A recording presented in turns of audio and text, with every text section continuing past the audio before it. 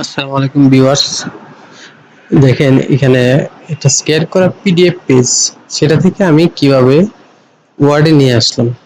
এই বিষয়টা আমার কাছে খুবই ইন্টারেস্টিং মনে হয়, কেননা স্ক্যান করা যে কোনো একটা পিডিএফ থেকে বা আমি মোবাইলে কোনো একটা বইয়ের পেজ ছবি উঠাইলাম, সেই ইমেজ থেকে যদি এমএস ওয়ার্ডে নিয়ে আসা যায়, সেটা কিন্তু খুবই চমকপ্রদ একটা বিষয়।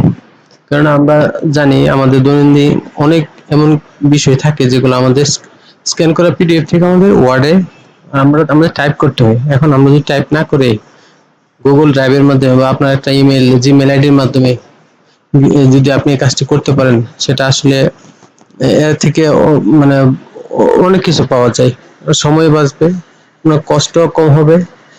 বিষয়টা আমার কাছে এই জন্যই অনেক ইন্টারেস্ট। তাহলে চলুন দেখি বিষয়টা এটা কিভাবে করা যায়।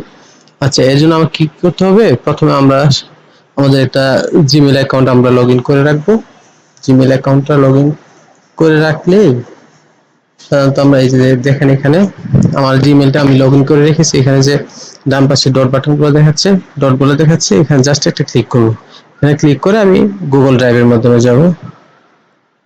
গুগল ড্রাইভে গিয়ে এখানে দেখেন বাম পাশে একদম প্লাস প্লাস চিহ্ন এবং নিউ লেখা আছে, এটার উপর একটা ক্লিক করব। ক্লিক করলে এখানে আমি ফাইল আপলোডটা দিব।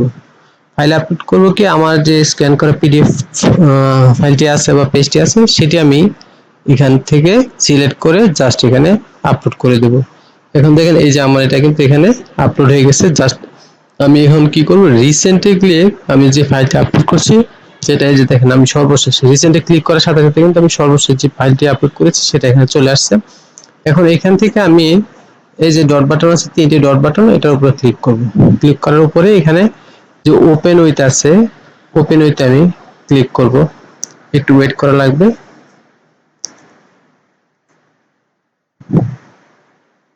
ভিউয়ার্স, এই যে ওপেন উইথে যখন আমি মাউসের কার্সরটা রাখলাম, তখন দেখেন এখানে বাম পাশে যে গুগল ডক্স দেখাচ্ছে, এটার উপর ক্লিক করব। গুগল ডক্সে ক্লিক করলে এখানে গুগল ডক্স এর একটা ফাইল ওপেন হবে। দেখেন এখানে একটা ফাইল, ওই যে আমি যে ইমেজটা বা যে স্ক্যান পিডিএফটা আপলোড করেছিলাম সেটা কিন্তু এখানে চলে আসছে।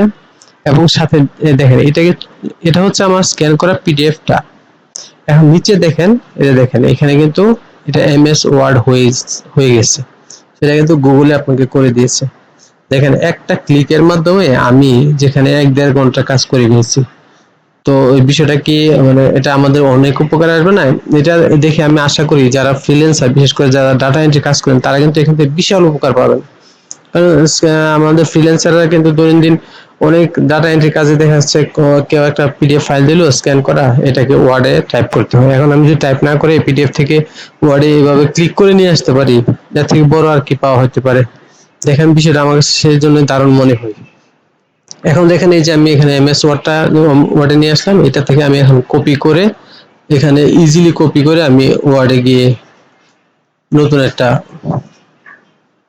ওয়ার্ড ফাইল তৈরি করতে পারবো। এই যে দেখেন এখানে গিয়ে আমি জাস্ট পেস্ট করে দিব।